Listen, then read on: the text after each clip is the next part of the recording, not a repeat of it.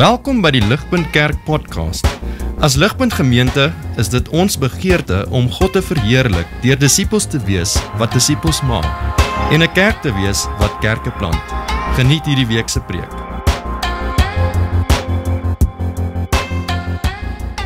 Soos ek nou eintlik al reeds geïmpliseer het, ons is nou in daai tyd van die jaar, elkeen van ons waar ons gesprekke met mekaar en ons gesprekke met mense by die werk en met almal small talk maak, en klink ons almal se gesprekke dieselfde, Wat ons hierdie tyd van die jaar vir mense sê, is ons sê, die jaar moet nou tot 'n einde kom.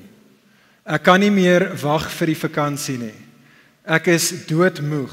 Ek het nodige rus. En dit is wat ons sê, Ons sê dit die heeltyd vir mekaar, anders sê dit vir ons.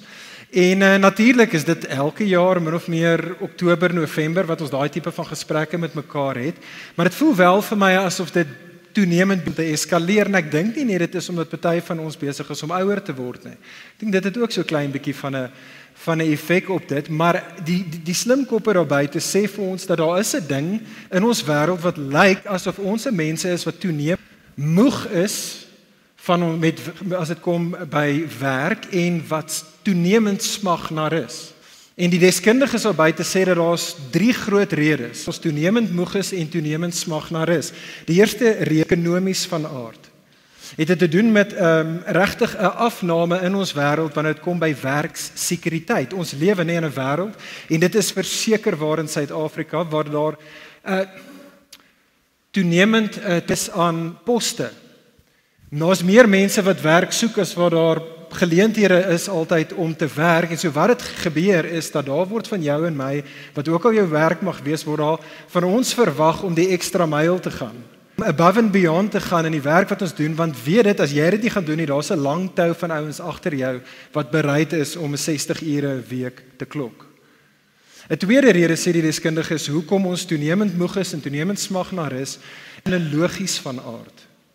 Dit het te doen met regtig hoe tegnologie gemaak het dat daar hierdie toename is in ons werksproduktiwiteit. So elkeen van ons, as dit kom by jou werk, elkeen van ons het 'n laptop, elkeen van ons het 'n selfoon. E-poste is nou al so old school. Ons almal het WhatsApp waarop ons heeltyd in ons werke besig is. En die laaste 2 jaar met lockdowns en al die ander goed saam met dit, het ons nou Zoom en ons het Teams, wat beteken jy kan nie net nou enige plek werk nie. Tyd is nou, jy kan enige tyd werk. En dit word van jou verwag om nou enige tyd te werk. Jy het agtergekom hoe absoluut annoying is dit. Ek dink dit is vir party van my werkskollegas annoying dat jy amper verwag dat jy tyd net kan antwoord op jou e-pos of op jou WhatsApp, en so ons is heeltyd besig. Ons kan nooit regtig afskakel nie. En so ons is toenemend moeg. Ons smag toenemend na rus. Derdens, en hierdie mag dalk so klein bietjie as vir ons kom, maar sê die deskundiges daar buite, is daar 'n derde rede vir dit, en dit is regtig teologies van aard. Daar is hierdie herdefiniering van werk as spiritualiteit. Kyk saam met my op na 'n aanhaling van 'n historikus.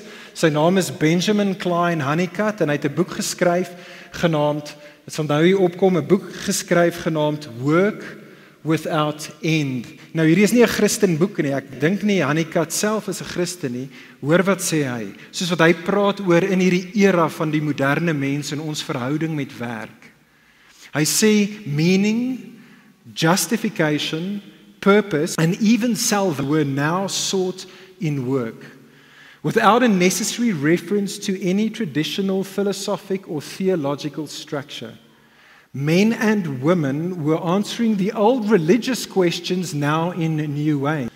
And the answers were more and more in terms of work and career and occupation. En vriende, wat ek graag wil hê, ons vanoggend moet begryp. Vriende, die vereistes wat werk op die plaas, beide die vereistes wat daar van buite af, vanaf die wêreld na jou en my toe kom, maar ook selfs wat van binne ons eie harte af ons dryf, daardie vereistes van werk, vriende, maak ons mense wat die heeltyd, dit voel vir ons dat werk is veel eisend, dit is uitputtend, en dit los ons op die beste van tyd is dit sieldodend. En dit maak jou en my mense wat smag na diep rus. Die vraag vanoggend vir elkeen van ons is bloot dit. Vriende, is hierdie, kom ons noem dit maar hierdie hamster op die wiel bestaan van ons? Is dit maar jou en my lot? Is dit maar net hoe dit is? Dit is die lewe hoe dit is. Of vriende, is daar 'n ander manier van mens wees? Is daar 'n beter manier van mens wees waar werk nog steeds onsaglik belangrik is, maar waar ek en jy 'n diep ware rus kan vind? En die antwoord wat Genesis hoofstuk 1 en 2 vir jou en vir my wil sê en ons na toe wil uitnooi is te sê ja, daar's 'n ander manier van mens wees waarvoor geskep is.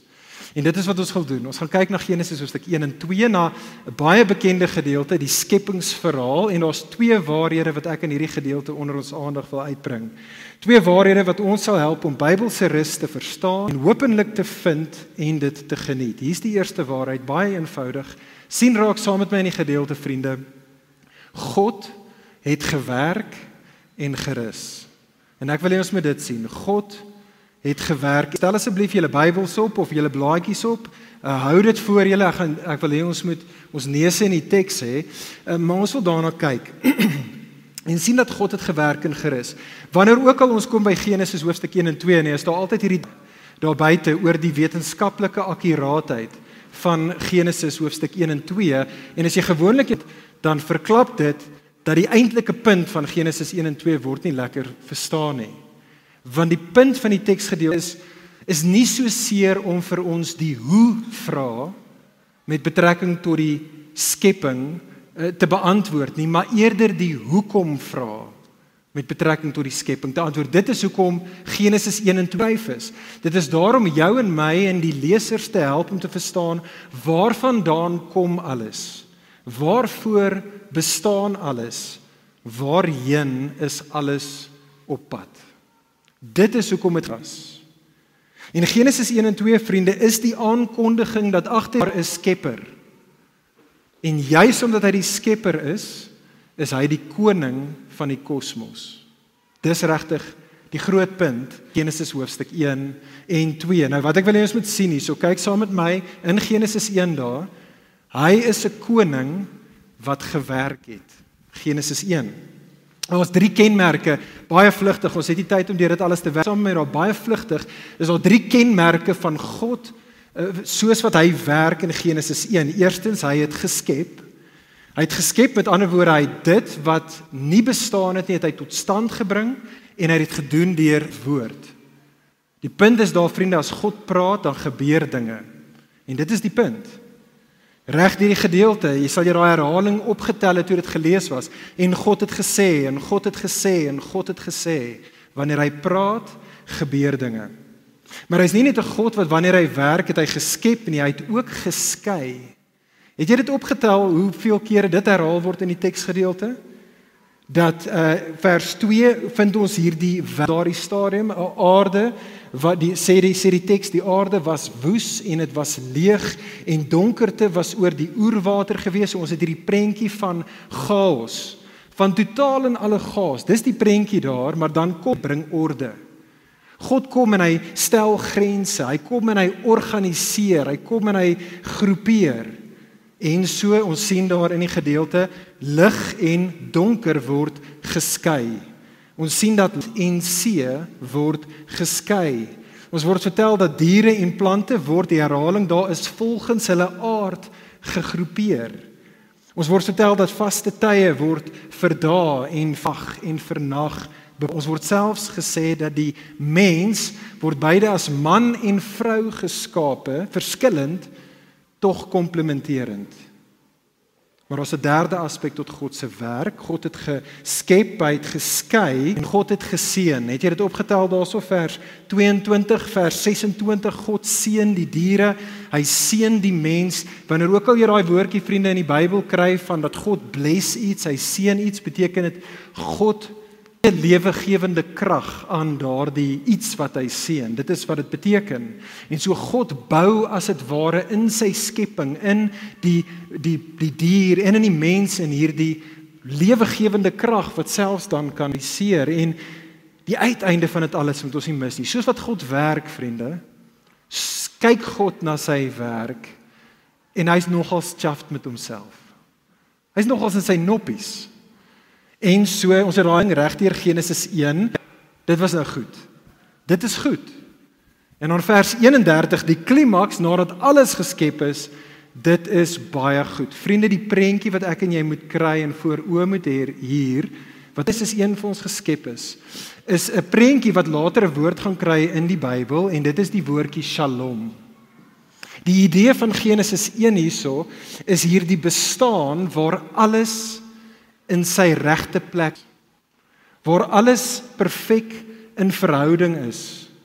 Alles is in perfekte balans, daar's harmonie, alles is gesond, alles is gelukkig, alles is presies waar en hoe dit moet wees, dit alom. God het gewerk en dit is goed. Hier is die tweede ding wat ek wil hê ons moet sien. Kyk sommer daar na die begin van Genesis 2 vers 1 tot 3. God is nie net 'n koning wat gewerk het nie, maar hy's ook 'n koning wat gerus het. Jy sien in die vorige dae word die dag net een keer genoem. Dit was die eerste dag, is die tweede dag, is die derde en so aan. Maar hier in Genesis 2 vers 1 tot 3 word dit 3 keer vir ons herhaal dat dit die 7de dag is. En daar's 'n rede hoekom dit herhaal word en selfs hoekom dit 3 keer herhaal word en dit kommunikeer aan ons, hierdie is eintlik die dag wat tel. Hierdie is eintlik waaroor alles gaan. Die hele punt van God wat geskep het is dat hy gaan rus. Dis die klimaks, alles werk na die 7de dag toe. Daar moes opgetel het, is dat anders as dag 1 tot 6, wat elke keer geëindig het met die woorde, en dit was aand, en dit was oggend, het ons dit nie hier by die 7de dag nie. Wat beteken, in een sin is daar nie 'n einde aan die 7de dag nie. Die 7de dag het God ingetree en is hy in nou. Die 7de dag is daar. Dit is waar God is. Dit is die tydsgleef, as jy dit so wil stel. Dit is die oomblik waarin God homself bevind, die plek. Hy rus. Wat beteken, ek en jy moet onsself vra, okay, maar wat beteken dit as ons sê God rus? Nou daai woordjie, vriende, wat op Genesis 3 wat sê God rus, is in die oorspronklike taal is dit die woord Shabbat. Wat natuurlik later ook gaan lyf kry in die res van ten minste die Ou Testament storie van Israel in die Sabbat Israel gaan hê. Dis wat daai woordjie rus daar beteken Shabbat, wat letterlik beteken om op te hou werk. Shabbat beteken jy stop van werk, jy hou op met werk, maar dit beteken meer as dit. En hierdie is wat ek graag nie moet mis nie. Want ek dink ons mis dit baie keer. Ek het dit vir so lank gemis. Eintlik hierdie week het my opnuut getref. Vriende, wanneer God rus, doen hy dit nie omdat hy moeg is, hy's depleted nie. Dis eintlik presies die teenoorgestelde. Dis juis omdat God vol is en omdat hy oorloop dat hy rus. Daai woordjie kan ook vertaal word en word op plekke vertaal in die Bybel as om te sê, om te vier, en dis eintlik wat God hiermee besig is. Hierdie is God, soos wat hy in Genesis 1 kyk na alles wat hy gemaak het, en dit was goed, dit was baie goed, dit is God wat stop, en dit is God wat terugstaan, en dit is God wat sê, nou die werk van my hande geniet. Dis wat hy doen, hy geniet sy werk. Dink aan by jou huis, baie van ons veral, en dis ook een van die dinge wat ek dink, lockdown vir baie van ons gedoen het, is ons kon nie op vakansie, ons almal het jekere geraak en het by die huis goedjies gebou, nee, en so jy het op plekke, het jy of 'n nuwe kamer aangebou, of jy het 'n muur afgebreek, en jy het iets anders te gebou en gedoen, baie van ons het dit gedoen, ons het geskep, en ons het geskei, en so het ons dinge ook te orden, maar die punt is nie net eintlik bloot om dit te gemaak het nie. Die maak is belangrik, maar dit het 'n doel, dit is om dit te geniet. En so wat jy gebou is en jy's klaar, jy het skoon gemaak, dan nooi jy jou pelle, jy nooi jou familie, en as julle daar om die braaivleisvuure staan en die kinders speel jaar in die swembad, en julle sit op julle stoep en julle kyk uit oor jou tuintjie, dan het jy die diep bevrediging. Jy geniet die werk van jou arbeid, jy rus. Vriende, dit is wat ons hier het in Genesis hoofstuk 2. God stop en hy geniet die vrug van sy arbeid. En ons het nodig om hier te stop en net te dink 'n oomblik oor die grootste van implikasies van daardie waarheid. Want ek dink, daai prentjie wat ons skryf van Genesis 1 en 2, veral van hoe God rus, verander alles. Dit verander hoe ek en jy na Maar meer as dit verander die manier wat ek God dink. Dit verander alles. Vriende, wat Genesis 1 en 2 vandag vir jou en vir my sê, is dit kommunikeer aan ons dat hierdie wêreld, insluitende ek en jy, ons behoort aan God. Want hy is ons behoort aan hom. Hierdie gedeelte kommunikeer aan jou en my dat hierdie wêreld en veral ek en jy is kosbaar vir God. Dit is vir hom goed. Vir hom baie goed. Maar meer as dit, vriende, kommunikeer hierdie gedeelte aan jou en my dat ek en jy juis bestaan om deur God geniet te word.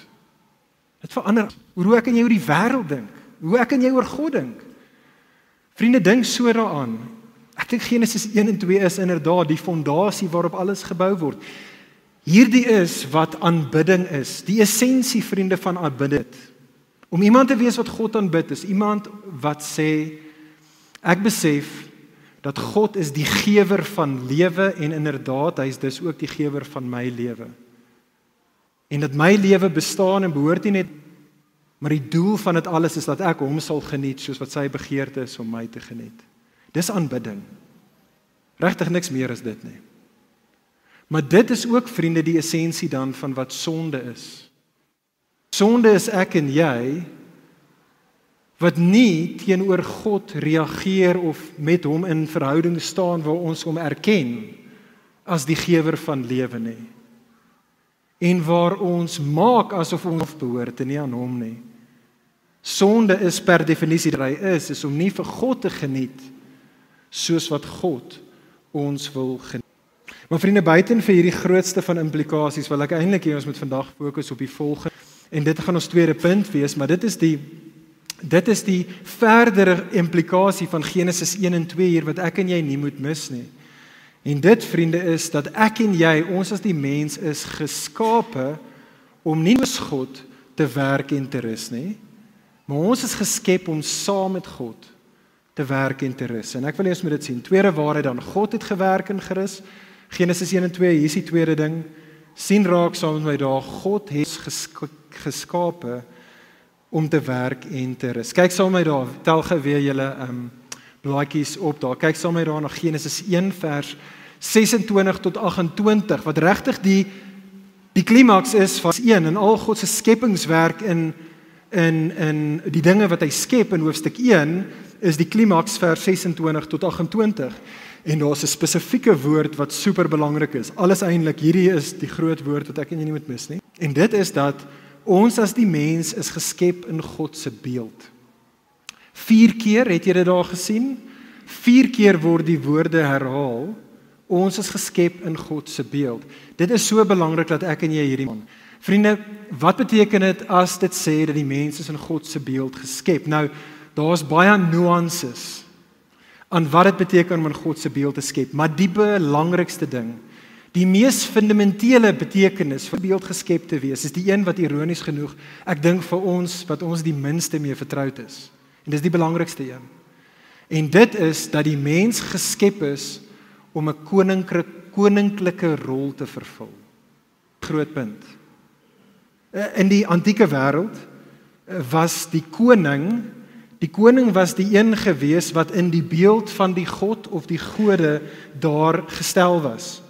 Dit was die koning wat die gode verteenwoordig het en vergestalte het. Dit was die koning wat in die krag en in die gesag van die God of die gode opgetree het. En sien raak saam met my dat dit is presies wat die teks sê en vir een of ander rede mis ons dit. Maar dis wat die teks oor en oor vir ons hierso sê. Kyk al vers 26.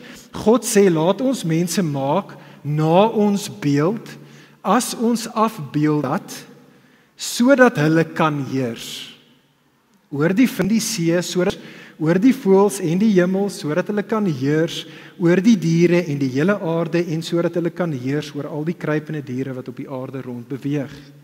Kyk weer, dan word dit herhaal, net in case ons dit mis. 27 herhaal dit weer 2 keer dat ons geskep is in God se beeld. En dan kom die opdrag wat bekend staan as die skepingsmandaat. Wees vrugbaar, vermeerder, vul die aarde en onderwerp dit. Vriende, onderwerp is 'n koningwoord. Onderwerp dit. Bring dit onder jou heerskappy, eintlik onder my as die koning van die kosmos se heerskappy. Heer die visse, sê dit weer. Heers oor die voëls en die hemel, heers oor al die diere wat op die aarde rond beweeg. Vriende, dink aan Maandag wat verby was. Dit was awesome want ons het 'n lang naweek gehad, maar dit was eintlik stemdag, as julle kan onthou. Stemdag gewees. En ons almal het daar gestaan in toue vir 10 teen 1 'n bietjie te lank en jy het die toue gestaan en uiteindelik het jy daar voorgekom en jy het 2 papiere briefies stemblaadjies gekry, nê. Nee. Die een was vir die party wat jy voor gaan stem in jou munisipaliteit, so vir ons in Tshwane, Pretoria. Maar dan het jy daar spesifiek waar jy woon in jou woonbuurt 'n ander stembriewe gekry wat was vir jou wijk, vir jou. Want jy sien in jou area daar op die grond waar jy woon in jou woonbuurt, is daar 'n verteenwoordiger aangestel deur daai politieke party wat daar op die grond is en dit is daai persoon, daai man of daai vrou, daar is om seker te maak dat dit wat die wil is en dit wat die begeerte is van daardie politieke party sal geskied daar op die grond waar jy woon. En so hulle is daar om die politieke party te verteenwoordig, om daar te kom en te probeer om dit wat hulle graag wil hê te maak gebeur in jou woonbuurt. En vriende, dit is presies wat Genesis 1 vir jou en vir my leer. Dit is die hele punt van ons as die mens. Vriende, ons as die mens, sê Genesis 1, is juis geskep en ons word gestuur om as koninklike gesandte van die koning van die kosmos te tree. Ons is gestuur om daardie ons hier waar ek en jy woon, waar ook al hy ons geplaas het, om hom te verteenwoordig, vergestald. Jou en my werk, ons as die mens, dit was ons skepingsbedoeling, was dat ek en jy 'n wêreld wat in duisternis en in chaos gedompel is, dat ons dit sal onderwerp, deur dit te bring onder God se woord en onder God se wil te bring. Hy het ons gemaak en hy gee vir ons hierdie gawes om in sy beeld te gaan en dan te gaan skep en te gaan skei en te gaan seën. Hy doen dit want ons is sy verteenwoordigers, sy vergestalting. Weereens vriende, is hierdie waarheid wat ons hier in Genesis 1 vind, is so totaal en fundamenteel tot jou en my wêreldsbeskouing en vriende tot jou en myself. As ek jou vanoggend kan vra, hoe dink jy in jou diepste wese oor wie is ek? Hoekom is ek hier? Hierdie is dit. Hierdie is wie jy is. Vriendin, jy het koninklike bloed wat in jou are vloei. Dit is wie jy is. Hierdie is hoekom ons hier is. Ons is hier om ons lewens in te rig tot voordeel van die skepping en tot verheerliking van die Skepper. Vriende, hierdie waarheid het implikasies vir letterlik alles. Dit het implikasies vir alles, maar alles. As ek en jy dit net voor oë kan onthou, vriende, dan verander die manier wat ek en jy, as jy na jou dagboek kyk, ons allokeer. Dit verander hoe ek en jy ons geld spandeer. Dit verander wat ek en jy met ons gawes doen, wat ek en jy met ons talente doen, dit alles word verander deur dit. Dit verander hoe jy in jou huwelik optree, hoe jy ouerskap doen. Hierdie waarheid, vriende, het implikasies vir hoe ons in ons land polities, ekonomies, sosiaal verkeer. Hierdie waarheid, vriende, het implikasies vir hoe ek en jy ons salarisbetalende werke doen. Vriende, besef dit. Soveel van jou en my tyd word spandeer in ons 8 tot 5 werke, maand ten minste Vrydag toe. En so baie kere, veral vir ons as Christene, voel ons half so, ons voel altyd so klein bietjie skuldig, want dit voel vir ons weet ons moet werk. Jy weet maar, is ook net soveel wat jy kan doen op 'n Sondag by die kerk en dalk op meeste Bybelstudie op 'n Woensdag aand. Maar dan het ek eintlik hierdie ander werk wat ek doen in die res van my tyd en die res van my lewe. Maar vriende, Genesis 1 en 2 blaas dit alles uit die water uit. Genesis 1 en 2 sê vir jou en vir my alles wat ons doen. En jy besig of het ons die potensiaal en was ons geroep om vir God te werk? Alles wat ek en jy doen, die werk, vriend, vriendin, wat jy doen, wat ook al jou werk mag wees, het goddelike waarde. En dit is 'n goddelike geleentheid om die skepingsmandaat te vervul. En soos wat ek en jy daai werk waar God in sy soewereiniteit jou geplaas het met die gawes wat hy vir jou gegee het, soos wat ek en jy dit tot die beste van ons gegewe vermoë doen, vriende, is dit goed vir God. Dit is vir hom baie goed. En hy geniet dit. Hy geniet jou. Jy's besig om jou skepingsmandaat te vervul. Maar eintlik waar ons wil by uitkom vandag. Maar vriende, ons is nie net geskep om saam met God te werk nie. En ons het nou baie tyd spandeer in die werkgedeelte, want jy kan nie die rusgedeelte werklik verstaan as jy nie die werksgedeelte verstaan nie. Ons is nie net geskep om saam met God te werk nie, maar ek en jy is ook geskep om saam met God te rus. Sien saam met daar in Genesis hoofstuk 2 vers 3. Kom ons zoom in op haar heel laaste versie daar. Sien dit raak. Vriende, soos wat God die 7 man skep, is daar 2 dinge wat die teks vir ons sê wat God doen. Nie net wat hy doen op die 7de dag nie, maar wat hy doen met betrekking tot die 7de dag. Wat die 7de dag as dit ware is. Die eerste sê vir ons dat God het die 7de dag geseën. Nou onthou, hy het die diere geseën, hy het die mens geseën, nou seën hy 'n dag. Met ander woorde sê die teks dat in hierdie dag, hierdie oomblik, hierdie tydsgleef, God bestaan, skenk hy aan daardie dag lewegewende krag. In dit van itself aan daardie dag. Tweedens sien ons dat God hierdie 7de dag geheilig. Die Bybel fundamenteel is God se wese heilig. Hy is die een wat heilig is en alles anderste is derivatives van sy heiligheid. En as dit hierso sê dat God hierdie 7de dag geheilig, dan kommunikeer dit aan ons dat God kies heilige karakter uniek op hierdie dag te manifesteer. Vraag is, hoekom doen God dit? Hoekom maak hy 'n 7de dag? Ons weet dit is vir hom sodat hy dit sal geniet. Hoekom maak hy dit vir jou en vir my? Dis vriende, want ek en jy het dit nodig. Ons het dit nodig. Dink saam met my aan date night. Okay, dink aan date night, die boeke daar buite, as jy 'n boek sal lees om met enigiemand gesels, as jy wil in jou huwelik werk, as jy luister wat jy nodig het, en jou huwelik is 'n date night. Jy en jou vrou of jy en jou man het nodig om ritmes in julle lewe daar te plaas waar julle stop. Waar julle stop van die harwar van lewe en van julle werk, waar julle stop van kinders en die craziness daarvan, en julle twee moet stop en julle het nodig om tyd met mekaar te spandeer. En soos wat julle dit daarso doen, het julle nodig om as dit ware terug te staan. Julle het nodig om terug te staan en te gesels en te refer oor hoe gaan dit met die werk en hoe gaan dit met ons lewens, hoe gaan dit met die kinders, hoe gaan dit met ons? En die ouens daar buite as sê julle daai date night nodig, want soos wat julle dit doen, man, dis daar waar die magic weer terugkom. Dit is daar waar julle krag kry om dan weer te kan aangaan, terug na die craziness en die chaos van huis en lewe. En dit is daar waar julle intimiteit groei, dis daar waar julle meer eensgesind word, dis waar julle as dit ware aan mekaar hopelik ten goeie afsmeer. En so, vriende, is dit met die Sabbat. Dit is wat die Sabbat is. Dis date night met God. Dit is wat dit is.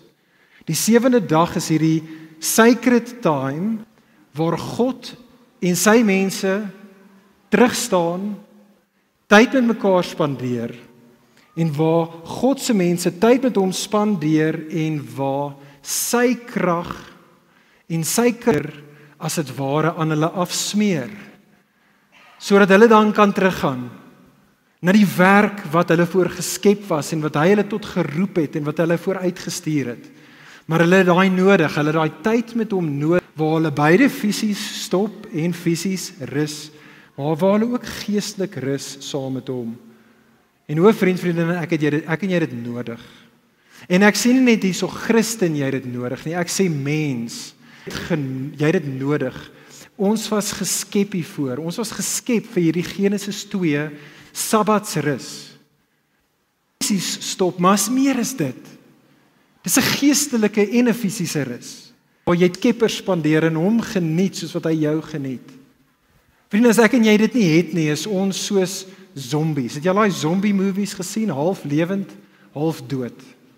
Dis ons, vriende. Dit is ons as ons plek is waar ons Sabbatsrus in God vind nie. Ons is nooit werklik wakker nie. Ons is nooit werklik lewendig nie. Ons is maar net zombies.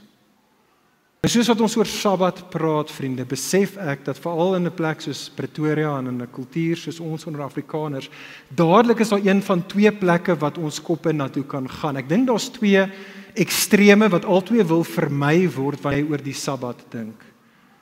Ek dink vir party van ons, wanneer ons aan Sabbat dink, dan is ons wetties. Ons dink oor die Sabbat as 'n lys van moets en moenies, dinge wat ek moet doen, en as ek dit gaan doen, dan magic val, want ek het die dinge gedoen, dan is God met my gelukkig, as ek net hierdie volgende klomp lyste van reëls en moets en moenies kan hou. En vriendin, as dit jy is, as jy 'n wettiese manier het om te dink oor die Sabbat, het ons nodig om te besef, jy is nie fisies die volk Israel nie. Ek en jy staan nie onder daai verbond wat God by Sinaï gesluit het met die volk Israel nie. Dit is treffend. As jy die Nuwe Testament lees, is dit treffend dat van die 10 gebooie word elkeen van die gebooie word herhaal in die Nuwe Testament behalwe een. Die 4de ene dat jy die Sabbat moet onderhou. Dit is treffend dat as jy die Nuwe Testament lees, byvoorbeeld in 14 of 'n ander voorbeeld sal wees is Kolossense 2 en as jy kyk na Jesus in die evangelies, maar as jy kyk spesifiek daarso in Romeine 14 en Kolossense 2, dan sien ons daarso dat Christene het verskillende opinies oor die Sabbat en hoe hulle die Sabbat onderhou het. En so indien dit jy is, vriendin, as jy so klein bietjie wetties is as dit kom met betrekking tot die Sabbat, het jy nodig om Genesis 2 se groot waarheid vandag te onthou en te besef. Jy het nodig om te besef dat die Sabbat is nie so seer 'n gebod vir jou om te onderhou nie. Dis eerder vir jou 'n geleentheid om God te geniet. Maak daai shift. Dis nie 'n gou nie, is 'n geleentheid vir jou om God te geniet. Maar dan, die meeste van ons in 'n konteks soos waarin ons onsself bevind, is nie so seer wetties wanneer dit kom by Sabbat nie. Ons val van die ander kant van die perd af. En vir baie dink ek is ons te wêrelds wanneer dit kom met betrekking tot ons Sabbatsonderhouding. Ons maak die fout, vriende, om baie kere te dink omdat die Sabbat nie 'n gebod is wat spesifiek aan ons gegee is nie, vir daardie rede jy nie nodig om 'n Sabbatsbeginsel in ons lewens te onderhou nie. Nee, dit is maar net soos enige ander dag. En ek kan maar net doen wat ek op enige ander dag doen. En vriende, indien dit jy is, het ons nodig om weer eens twee te onthou en te besef dat hierdie Sabbatsbeginsel van rus wat God 'n mense na toe innooi, is voor die sondeval. Dat God gee hierdie vir ons as deel van hoe ons gemaak is. Dis in ons, dit is in harde en sagte ware ingeprogrammeer dat ons is geskep om 'n Sabbatsrus te geniet. En vriende, dat ek en jy nie optimaal sal funksioneer as mense as ons nie stop van ons werk fisies, maar meer is dit as ons tyd daaraan gee, hierdie ritme van eendag werk, dit sou awesome wees, klink amper so Spanje. Nee, 6 dae werk, eendag rus nie. As ek en jy nie daai ritme in ons lewe het nie, dan mis ons uit. Ons word geroep, vriende, tot dit toe om tyd met God te spandeer, waar ons hom geniet en waar ons reflekteer oor God se werk om ons in die skepping. Ons reflekteer oor God se werk in ons en ons reflekteer op God se werk deur ons, sodat sy krag en sy karakter in ons lewens kan afsmeer. Jy het 'n Sabbat vir dit nodig, vriendin. En so wat ook al, vriende, ons geneigtheid is, as jy dalk hier so sit, wettiese kant, of ek en jy is moontlik aan die wêreldse kant, wil Genesis 2 ons vandag herinner dat ons geskep is om te rus. Die vraag is, hoe lyk dit in praktyk? En ek gaan nie vir jou die antwoord gee nie. Want die probleem is, sodra ons te veel vir mekaar die antwoord gee, hoe lyk dit in praktyk, dan verval ons in daai manier waar dit net gevaarlik raak. Dit raak net te voorskriftelik en ons harte is net om van dit af 'n nuwe wet te maak. So ek wil nie vir jou sê, en so ligpunt, hierdie is hoe jou Sabbats begin nie. Maar wat ek wel wil doen is, ek wil dit sekere beginsels net vir ons uitlig. Hand van en julle as 'n gesin, hoe gegeewe wie God my gemaak het, waar hy my geplaas het, met die werk wat hy my gegee het, hoe sal dit vir my lyk om daai sabbatsbeginsel in my lewe uit te lewe? Wel eerstens vriende, ek dink dit is absoluut belangrik dat ons moet dit vir mekaar herinner hieraan. Ons het nodig om ritmes in ons lewens te hê. 'n Ritme van 6 dae werk, 1 dag rus, 5 dae hopelik by jou salarisbetalende werk en ten minste 'n dag wat jy jou huis en daai goeders in kry, maar waar ons 1 dag in 'n week rus, 'n sabbatsrus het.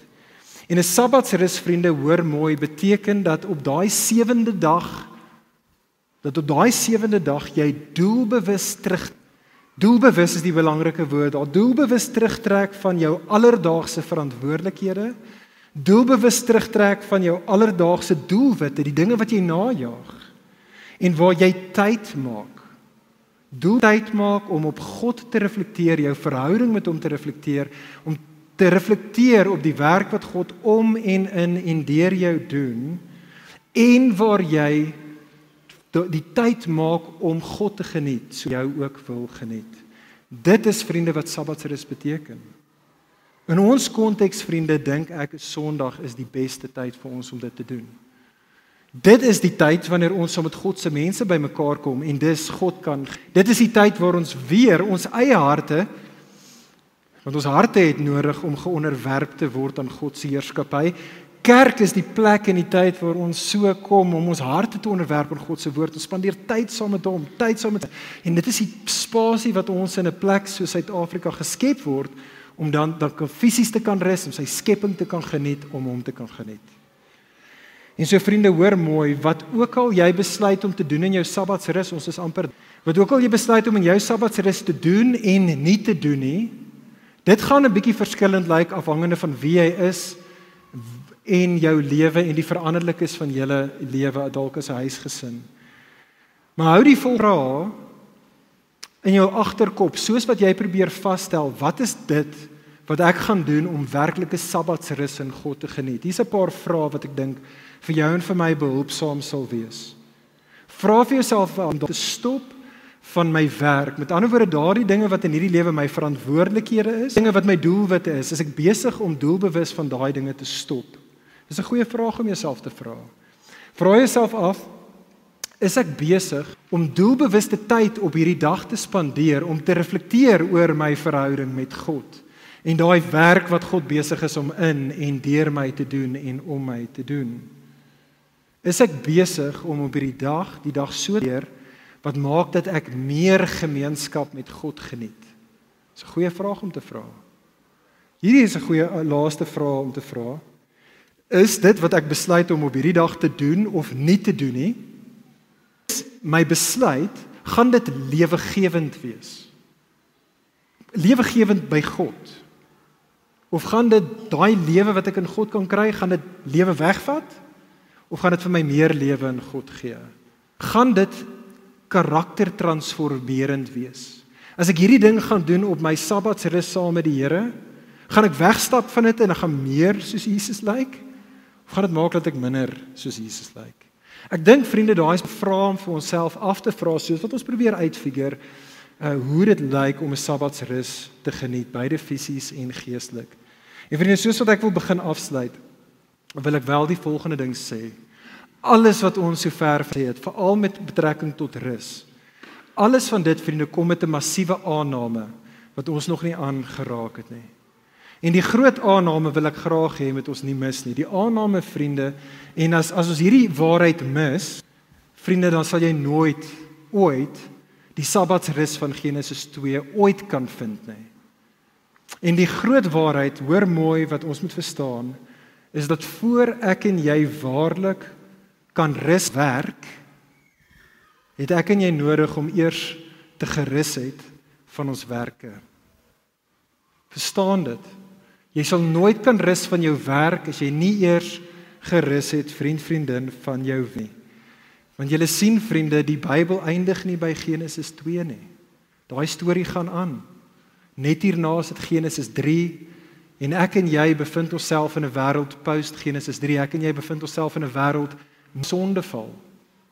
Vriende, die Bybel sê dat ek en jy en elke mens op aarde is uit Is ons 'n mense, ons is daar die koninklike gesande wat gestuur was om die koning te verstaan.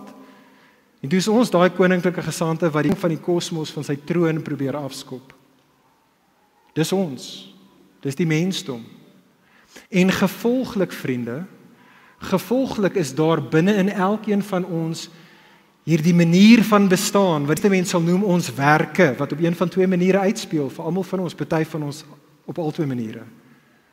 Ons wat nou probeer om die koning van die kosmos van die troon af te skop, ons probeer nou om self God se lewens te speel. En so ons probeer nou om koninkryke te bou, dis wat ons doen. Ander van ons wat besef dat ons het gerebelleer teen die regmatige koning, wat ons probeer doen is, ons probeer die guns, die ware koning se guns terug te wen. En so op daai manier sloof ons is af. Die eerste ene, waar jy werk om God te speel, noem ons sekularisme, waar ek en jy werk om God se gunste, noem dit godsdiens. En vriende, al twee daai tipe van bestaan, dit is 'n onbegonne taak. Dit is veel eisend, dit is uitputtend, dit is sielsdodend. En elke mense wat Jesus kom in Matteus 11 en hy sê vir hulle, kom na my toe, almal wat moeg en oorlaai is, en ek sal vir jou rus gee. Vriende, soos ons afsluit, wil ek amper uit die woorde van Hebreërs hoofstuk 3. Kyk saam met my so in Hebreërs hoofstuk 4, vers 3 tot 4, en sien raak hoe dit wat die skrywer van Hebreërs sê betrekking hou op Genesis hoofstuk 2, 1 tot 3. Die skrywer van Hebreërs praat met Christene en hy sê vir gelowiges, ons wat tot geloof gekom het, ons wat tot geloof in Jesus gekom het, gaan immers wel die rus in. Want hy het immers eers aangaande die 7de dag gesê, God het op die 7de dag van al sy werke gerus. Met ander woorde sê die skrywer van Hebreërs vir jou en vir my vriende, dat daar 'n verband, 'n korrelasie tussen die rus wat ek en jy in Jesus kan vind en die rus wat ons in Genesis 2 vind. Vriende, en hierdie is die punt, moet dit nie mis nie. Vriende, Jesus is hy waarvan die Sabbat skaduwee is. Vriende, soos wat die nuwe Jesus skyn. En die Nuwe Testament vir ons sê dat Jesus is niemand anders as God self wat mens geword het nie. En dat Jesus gekom het en hy die lewe gelewe wat ek en jy moes, maar nie het nie. En Jesus het toe op 'n kruis die dood gesterf wat ek en jy moes, het hy in ons plek gesterf. Maar hy het die prys betaal en hy het na 3 dae uit die dood uit opgestaan. En hy het sy Vader se rus betree. Vriende, soos wat die Nuwe Testament daai lig, daai evangelie lig op Jesus skyn, is daar 'n skaduwee wat ons vind in die Ou Testament en dit is die Sabbatsrus wat in Jesus vervul word. Vriende, dit is soos wat ek en jy na Jesus toe kom en in Jesus, soos wat ek en jy na hom kyk, waar ek en jy rus kan vind en rustigheid vir ons harte. En so, kom ons doen dit. Vriende, kom ons kyk na Jesus. Kom ons vind in rus in Jesus. Soos wat ons daagliks ons rus vind in Jesus en in 'n Sabbatsritme ons rus elke week vind in Jesus, kom ons werk dan. Kom ons werskaf tot voordeel van die skepping, voordeel van ons Skepper. Kom ons bid saam. Hemelse Vader, ons loof U vir U seun Jesus. Jesus, U is pragtig en U is goed. Jesus, U is die een dat toe U Vader gekyk het na die werke wat U kom doen het hy gesê dat dit baie, baie, baie goed is. Dankie Jesus dat ons nou in geloof in U rus kan vind van ons werke, rustigheid kan vind vir ons harte en dat ons kan begin om die lewens te lewe waarvoor U vir ons geskep het. Ag Here, kom doen daai werk opnuut in ons bid dit in Jesus se goeie naam. Amen. Vir meer inligting oor Lig.Kerk, besoek gerus ons webwerf op www.lig.com of kontak ons gerus by info@lig.com.